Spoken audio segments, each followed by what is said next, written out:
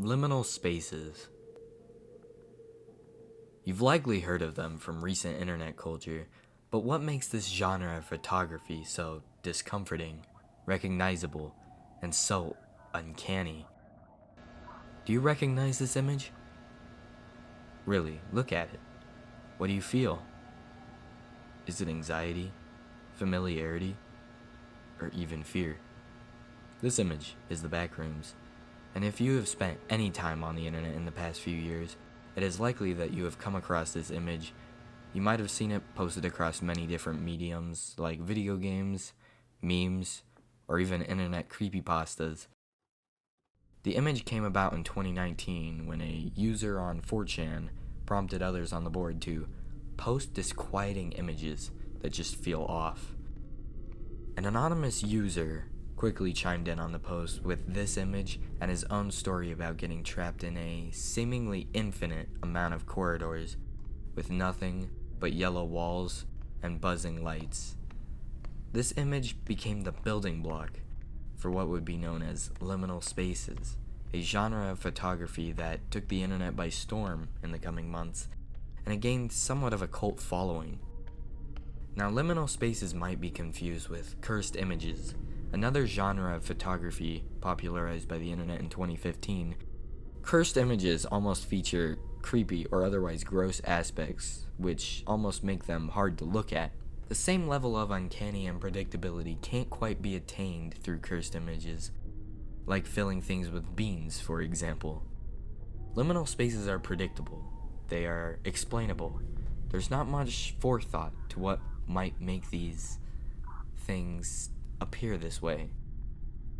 The notion of uncanniness we get from liminal spaces could be attributed to the major lack of people that creates an ensuing feeling of loneliness and serenity. When the context is removed entirely, you feel lost.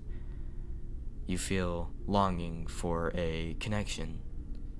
For instance, an airport should be filled with people, and a Target should have products and people. As for really anything, context is very important, and without it, it leaves us to fill in gaps as we try to piece together what might have happened or what will happen. As the wave of liminal spaces reached around the world, Russian viewers didn't quite feel the same nostalgia to these images, and they provided their own liminal spaces from their culture. If you grew up in Russia, you might appreciate the liminal appeal of these images. But what makes these images so nostalgic in the first place? Considering that most people never have visited these places before, it is weird to see the amount of people that have reached the same consensus of nostalgia. Some internet users claim to have seen these places in their dreams, and some just have an intense longing of childhood attached to them. In any case, these images often have some photo editing that is high in saturation or otherwise that gives an odd feeling of weariness to add to the uncomfort you feel. The earliest liminal space I could find dates back to roughly 1826, and it's uncanny to say the least. This is the first photo ever taken. The photographer Nicephore Niepce simply titled it View from the Window at Le Gras. While the photo was most likely not meant to be perceived liminally, you could definitely see the similarity between other liminal spaces. The definition of liminally in the Wikipedia, to put into layman's terms, is the state of transitioning emotionally from routine. And the word liminal is to be in a transitional state of physicality.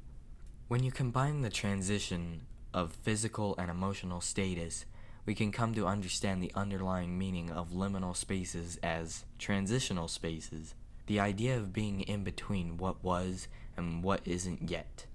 We don't know where we are going, and the past is left behind, and our future is left to endless possibilities. Oddly enough, liminal spaces encompass that aspect of us by forcing us to look at something we know in a new and altered way.